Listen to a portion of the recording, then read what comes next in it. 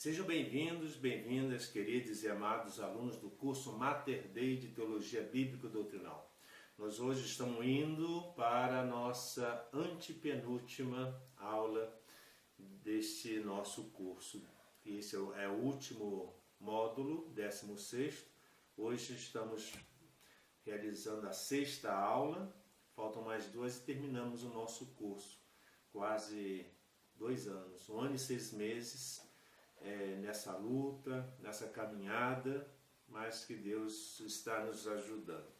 Vamos iniciar nossa aula pedindo a Deus a sua bênção, a sua luz, os dons do Espírito Santo. Em nome do Pai, do Filho e do Espírito Santo. Amém.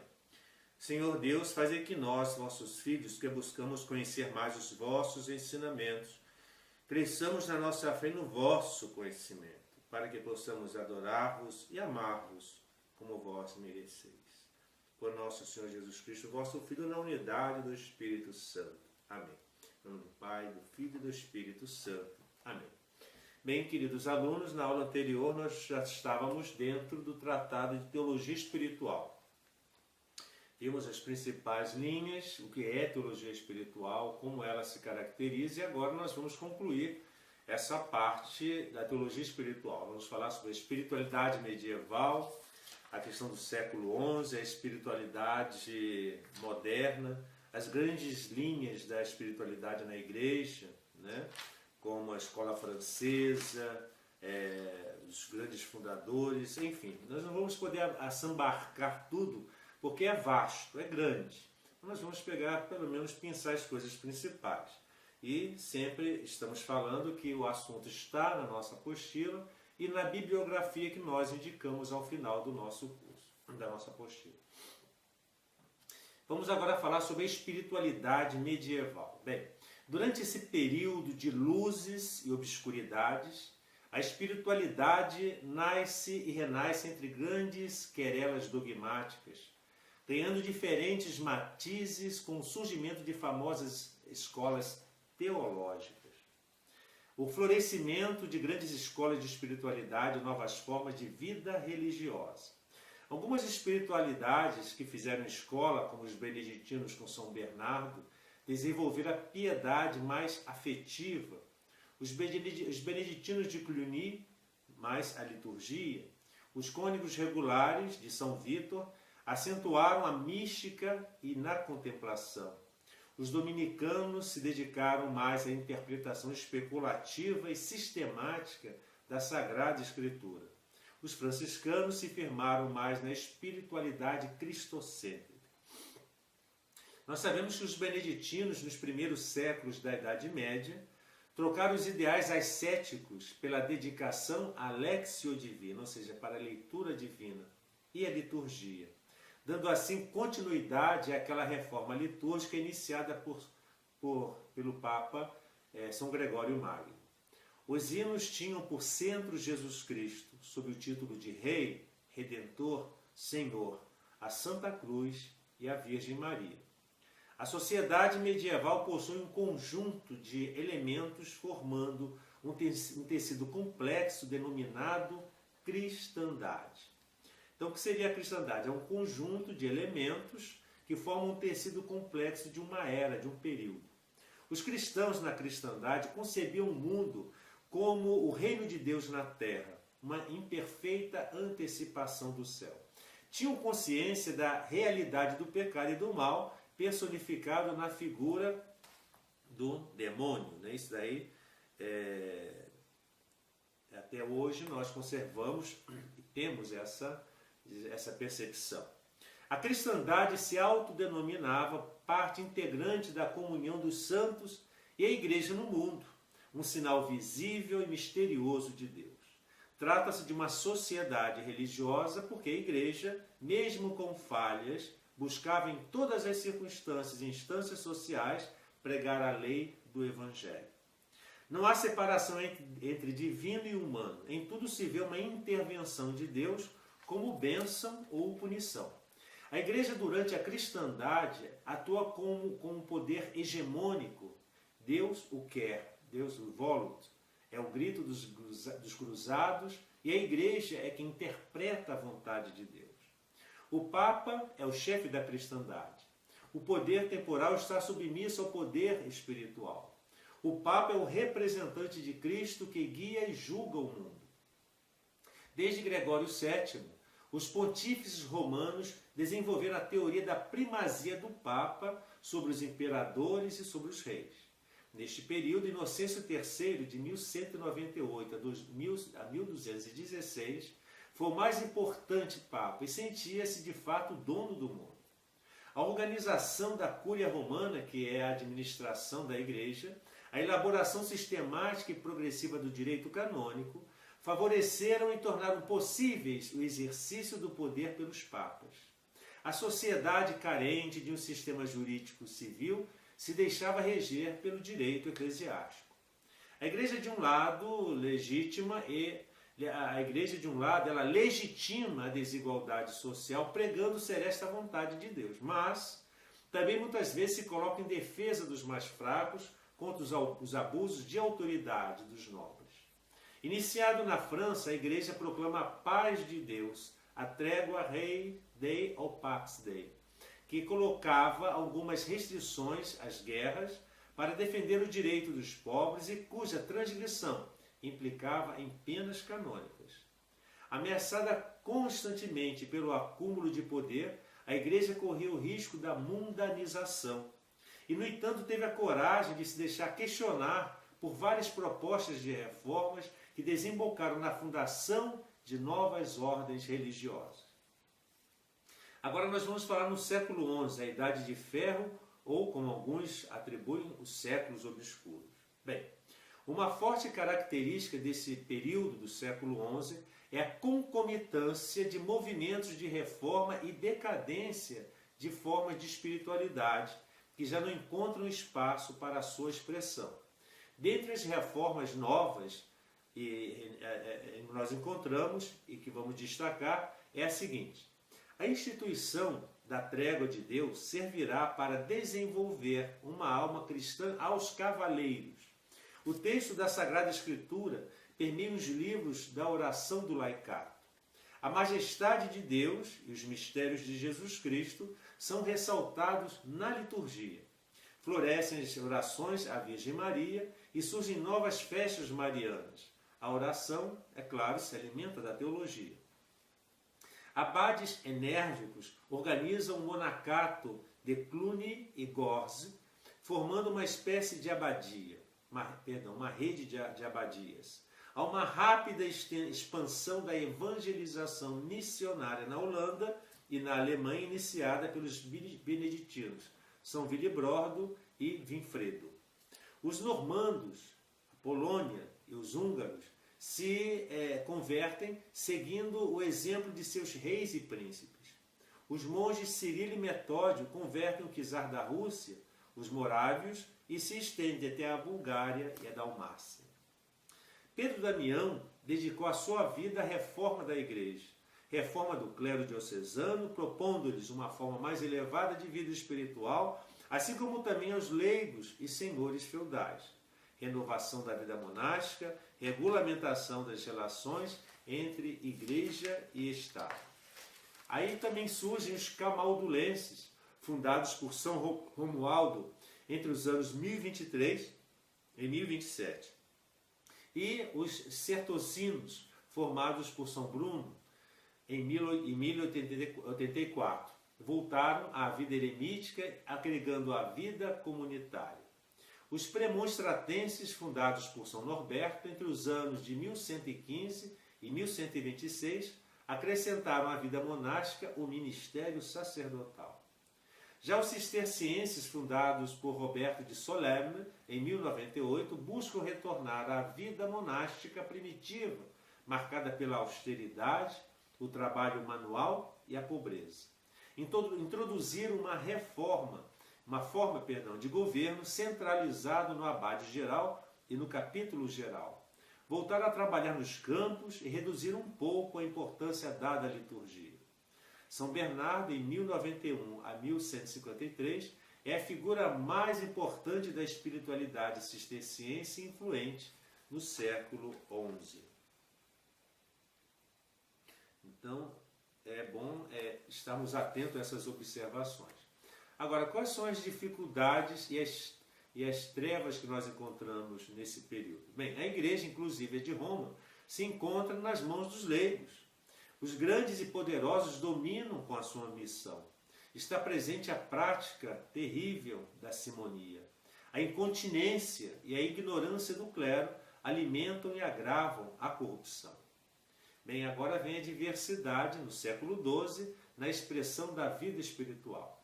Este século, século XII, se caracteriza pela diversidade de formas e expressão de vida espiritual. As peregrinações são consideradas como uma grande manifestação da fé e atendiam às mais diferentes motivações.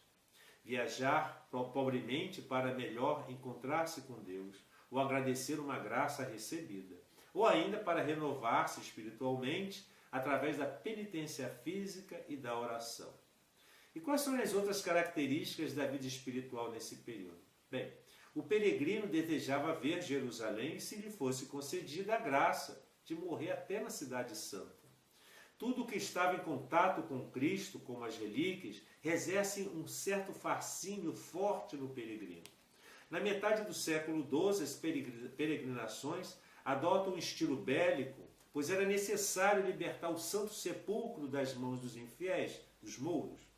As motivações religiosas acabaram tornando-se motivo para a expansão do território. Entre os leigos surgem manifestações de devoção a Cristo e de piedade mariana em diversas regiões da Europa. Existe um grande desejo de viver a espiritualidade da igreja primitiva como contestação à situação de opulência da igreja e à negligência no exercício da sua missão de pastoreio. Proliferam doutrinas heterodoxas e outras totalmente heréticas.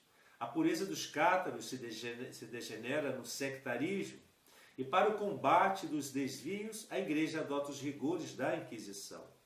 Os cátaros pregavam desprezo pelas coisas terrenas, absoluta pobreza, total abstinência sexual e não consumo de carnes e de ovos.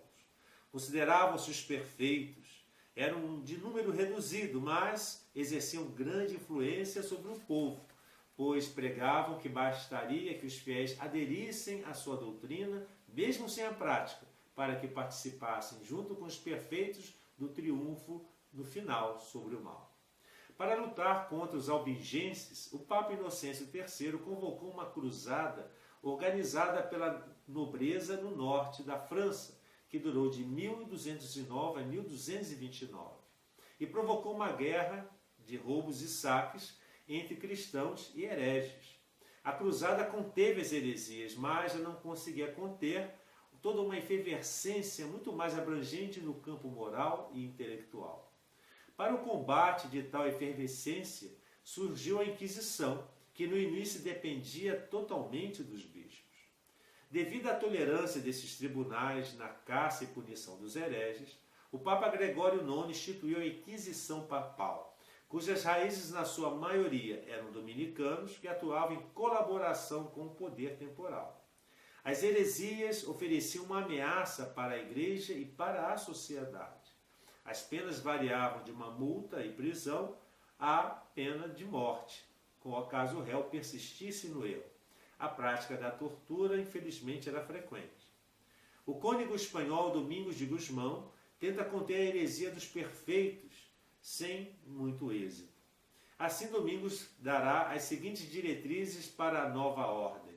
Os dominicanos viverão em total despojamento, recusando toda a posse individual e coletiva. Trabalharão no meio do povo como pregadores e para melhor executar sua missão. Domingos reservou na ordem um lugar destacado para o estudo. Em 1225, o ano após a fundação dos dominicanos, o Papa Inocêncio III aprovou a ordem dos franciscanos ou frades menores, tendo como ideal a pobreza evangélica sem o desprezo do corpo, como falavam os cátaros. O fiel franciscano oferece assim uma nova espiritualidade revestida de alegria e fraternidade para com todas as criaturas. A ordem se espalhou rapidamente em toda a Europa com as suas ramificações, as clarissas e a ordem terceira destinada aos leigos.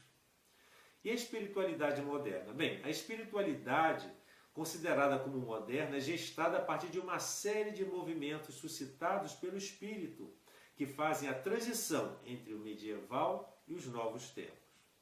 Agora nós vamos falar um pouco sobre a mística especulativa dos renanos.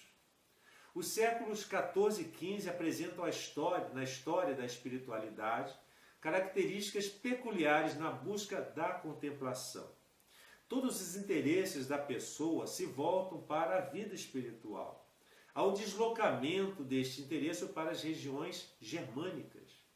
Surgem novas fundações de grupos religiosos, como os celitos, os olivetanos, os jesuatos, os jeromianos, os da ordens terceiras, irmãos de vida comum e os cônegos regulares de Windesheim, que influíram muito na espiritualidade moderna. A vida religiosa feminina teve suas matizes, com influência pela presença de grandes místicas e teólogas, como Matilde de Magdeburgo, Gertrudes de Helfta, Matilde de Hackenborn, Lutzgarda de Ivier e Catarina de Sena. Pertencem a este período grandes especulativos e mestres espirituais, como o mestre Eckhart, que faleceu em 1328, Tauler em 1361, Suso em 1366, Ruysbrock em 1283 a 1381 e seus discípulos João de Louvain e Henrique Herr. Quem foi Mestre Eckhart? Bem, as teses de Mestre Eckhart sobre a transformação do justo em essência divina recebeu muitas críticas. Seus discípulos, Taulério e Suso, resumiram e explicaram as teses baseando-se na Sagrada Escritura. Eckhart teve como fonte Santo Tomás, São Bernardo e provavelmente o Pseudo Dionísio. Seus escritos exerceram uma grande influência nos monges da época. Ruysbrock, antes de ser prior agostiniano na comunidade de Grünendael, foi sacerdote solitário dedicado somente à contemplação. Teve como fonte o mestre Eckhart e Santo Agostinho. A especulação abstrata de corte psicológico permeia os escritos dos místicos ingleses. O acentuado interesse pela vida espiritual deixa em segundo plano a vida conventual. Homens e mulheres que se sentem profundamente atraídos pela contemplação.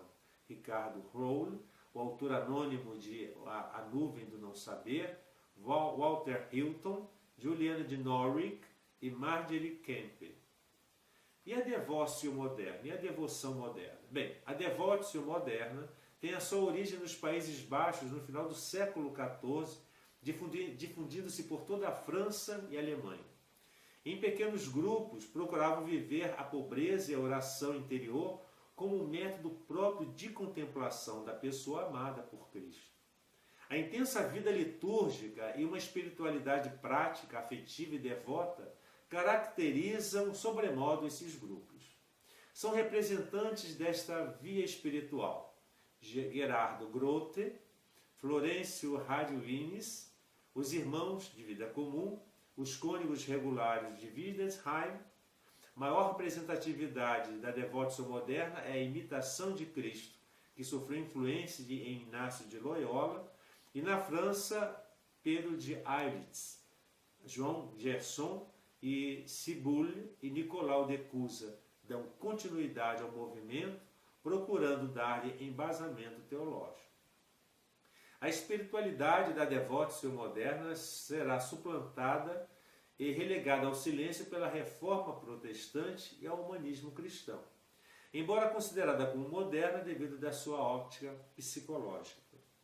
E a espiritualidade pós-tridentina? Bem, o peculiar dessa época está marcado pelo florescimento das escolas de espiritualidades enculturadas, ou seja, permeadas pela cultura de cada país. É interessante notar que a enculturação das espiritualidades não perdem seu caráter universal e de continuidade com a tradição espiritual da Igreja. Os grandes expoentes desta época são Teresa d'Ávila, São João da Cruz, Afonso Maria de Ligório, Catarina de Elite e Francisco de Sales. Os exercícios espirituais e a oração mental, juntamente com a retirada do mundo, são considerados meios necessários para o fortalecimento da vida espiritual degradada durante a Idade Média. A prática da meditação torna-se vital para leigos, religiosos e clérigos. Para a reforma da espiritualidade medieval, o humanismo cristão teve um papel preponderante. Na sua primeira fase, recebeu muitas críticas, porque acentuava a importância da Sagrada Escritura e dos padres da Igreja e negligenciavam a atenção para com o magistério, e ao exaltar o valor da pessoa, deixavam em segundo plano os efeitos do pecado original, a renúncia de si mesmo e a importância das práticas ascéticas. Era o que afirmavam seus críticos. Já os humanistas cristãos desta época são Pico della Mirandola, Lefebvre d'Etaples, Tomás Moros e Erasmo de Roterdã. Defendem que a fuga do mundo, a oração e o conhecimento da doutrina sagrada constituem as armas contra o mundanismo. Acentuavam os 4 novíssimos, morte, juízo, inferno e paraíso. Constantemente recordavam aos fiéis a certeza da morte e a preservação das vaidades do mundo. Uma nota importante aqui. Erasmo de Roterdã lamentava que, abre aspas, a religião do povo simples fosse muitas vezes uma religião puramente exterior e de certo modo farisaica. Fazia-se necessária a fuga do mundo e a imitação de Cristo para garantir a vitória sobre o pecado e a tentação. Fecham-se aspas. Como foi o humanismo cristão com Francisco de Sales, chega ao auge ao amadurecimento do século XVII. Então vamos falar agora sobre a espiritualidade de São Francisco de Sales, que é muito importante para nós. Alguns místicos do século XVI lograram a síntese entre os elementos doutrinais da tradição e a sua adaptação às necessidades da época. Vejamos as contribuições que estes homens e mulheres deixaram para a história da espiritualidade. Primeiro, Santo Inácio de Loyola desenvolveu os exercícios espirituais, a prática do exame particular e o método da meditação, a contemplação inaciana. Propõe a mortificação adaptada às necessidades da pessoa, periodicamente acompanhada pelo seu diretor espiritual. Fundou uma forma nova de vida religiosa, atendendo aos novos tempos. Sem hábito, sem a recitação coral ou do ofício divino, instituiu a oração mental cotidiana, a prática do exame particular e da direção espiritual para todo jesuíta. Santa Teresa de Ávila reformou o Carmelo, que encontrava-se desorientado com a proposta do pseudo-misticismo de grupos ligados aos quietistas ou alumbrados espanhóis. Foi uma autoridade reconhecida na prática da oração mental. Não deixou um método específico para deixar o espírito livre às moções do espírito. Nos deixou, aliás, um método específico para deixar o espírito livre ante as moções do espírito. Ou seja, ela deixou o Caminho de Perfeição, que é uma obra clássica de Santa Teresa d'Ávila, onde ela mostra a importância do desenvolvimento espiritual. O São João da Cruz foi companheiro de Santa Teresa d'Ávila na reforma do Carmelo. Viveu e explicou em que constituiu as noites escuras da purificação da alma em sua caminhada para a união de Deus movida pelo amor. O personalismo e a apresentação psicológica da literatura são características dos textos místicos do século XVI na Espanha. Já na Itália, o cenário desafiante da Igreja atrai a atenção dos místicos, sobretudo de Santa Catarina de Sena. Mesmo com a difícil situação da Igreja, a espiritualidade italiana deste período gerou muitos santos e santas e a fundação de inúmeros institutos religiosos. O desapego interior, o cuidado do amor divino, a ternura e a alegria são características da espiritualidade italiana desse período. Os dois pilares que sustentam a espiritualidade moderna são a escola francesa de espiritualidade e São Francisco de Sales. Quem foi São Francisco de Sales? Qual é a sua espiritualidade? Bem, Francisco de Sales é reconhecido como o pai do humanismo cristão. Escreveu 2 obras de grande valor interdisciplinar, onde conflui teologia, psicologia, valores e espiritualidade. O seu tratado sobre o amor de Deus e a introdução à vida devota são exemplos e fontes dessa espiritualidade. Esta última, introdução à vida devota, dedica aos leigos a um insistente chamado universal à santidade, tendo por objetivo iniciar os cristãos na prática das virtudes e da oração mental. Sua espiritualidade é cristocêntrica e enraizada na teologia de Paulo e de Agostinho. Na Itália do século XVIII, vários autores se dedicam no combate ao pseudo-misticismo. São eles o cardeal Bona, Scaramelli e Afonso de Ligório, que estava influenciado pelos escritos de Santa Teresa d'Ávila, Afonso Rodrigues e Luís de Granada. Santo Afonso de Ligório, de 1696 a 1707. Fundou a Congregação do Santíssimo Redentor, ficando conhecido como teólogo moral e pastoral. No centro de sua doutrina está Jesus e Maria. O amor de Deus e o abandono à sua divina vontade são os seus temas constantes. Assim como Francisco de Sales, Afonso insiste na prática da oração mental para todos os cristãos em todos os estados de vida. Todos são chamados à perfeição e prática da meditação do amor de Jesus Cristo por nós. Esta é a devoção das devoções. O século XVII na Espanha não teve muita expressividade. Aparecem 2 autores, José do Espírito Santo e Miguel Godinés, que, buscando uma terminologia mais universal, escreveram sobre a distinção entre oração contemplativa, adquirida, e a infusa. Na Alemanha, o misticismo e os fenômenos extraordinários agitavam os espíritos com o pietismo protestante e o racionalismo alemão de Fichte, Schelling, Goethe, Leschmeyer e Kant. Os racionalistas negavam tudo que não estivesse ao alcance da razão e, em contrapartida, as visões e estigmas de Ana Catarina Emmerich e a obra da irmã franciscana Maria da Greda, a misticidade de Deus ganhava espaço e repercussão nos meios católicos.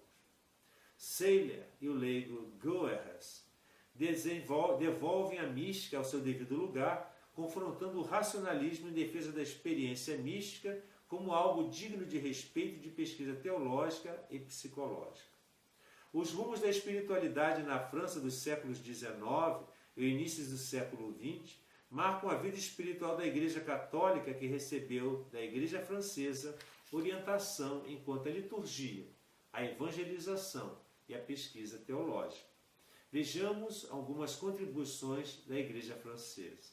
Nós temos Pauline de Jaricot, de 1799 a 1862, que fundou a Sociedade para a Propagação da Fé através das missões estrangeiras. Dom Guéranger reformou a ordem beneditina, provocando o reflorescimento da espiritualidade litúrgica. Os cristãos, dando mais importância às devoções e devoções particulares, deixaram de participar nas celebrações. O Papa Pio X favoreceu a participação, promovendo a comunhão frequente.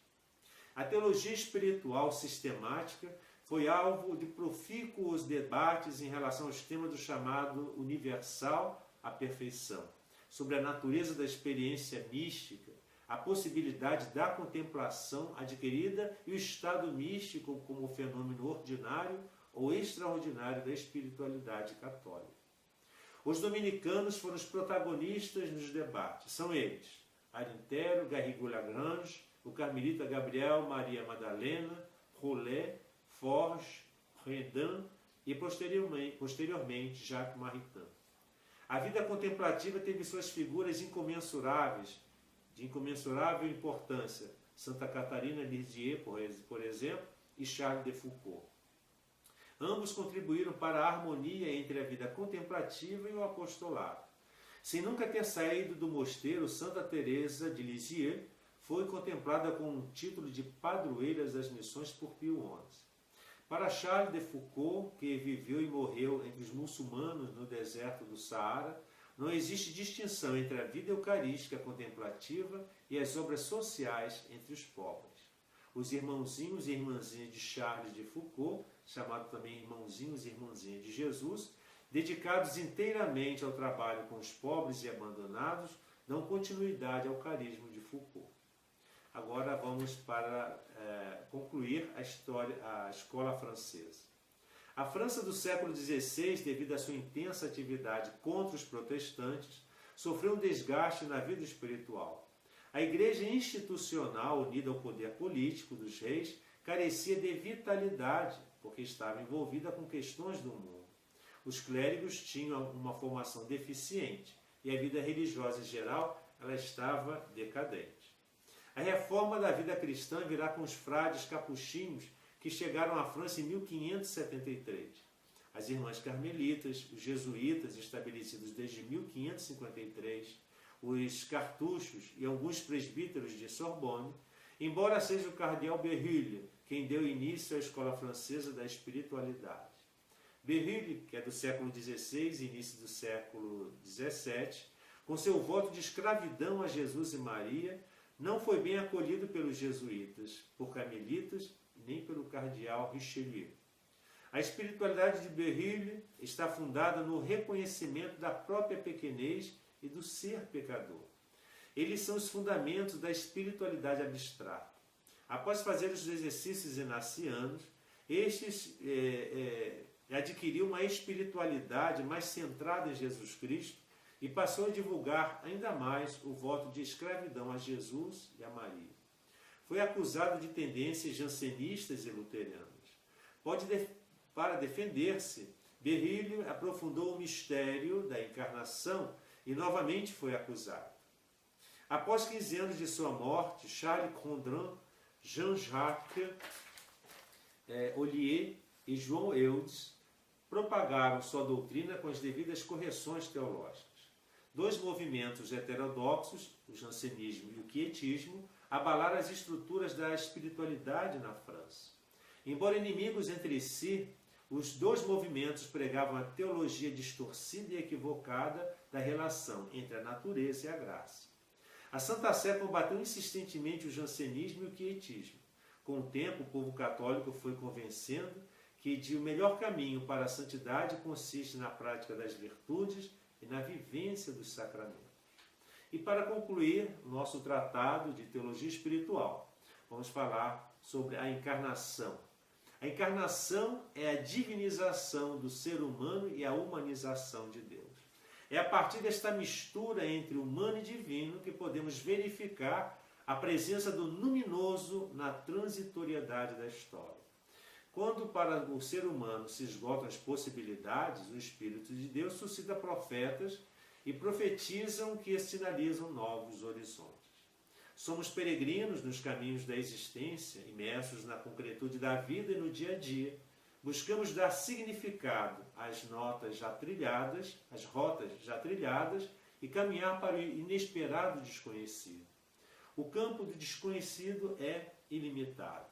Por mais que tenhamos ampliado nossos conhecimentos, não se trata de conhecer a extensão das coisas, mas em sua profundidade. Perguntamos-nos então, como superar a concepção linear da história? Deixando de conceber a história como um cordão de acontecimentos sucessivos, difícil tarefa. Passa o futuro ser gerados no presente. Passado e futuro são gerados no presente. É na contemplação da história que se percebe a importância do ser no presente. Desde a experiência mística sempre está presente. Traduzindo para a proposta deste nosso trabalho, o que aconteceu na experiência dos primeiros cristãos e cristãs, acontece hoje na experiência do encontro com o transcendente de homens e mulheres do nosso tempo. Entre a experiência e a sua expressão, existe um vazio metodológico a ser explorado. Sigamos caminhando na direção da profundidade da vida que faz a história. E assim concluímos, amados irmãos, essas duas aulas sobre o Tratado de Teologia Espiritual. A próxima aula já será a penúltima aula do nosso último módulo e iremos falar especificamente sobre a catequese. Que o Senhor nos abençoe, guarde-nos de todo mal e nos conduza à vida eterna.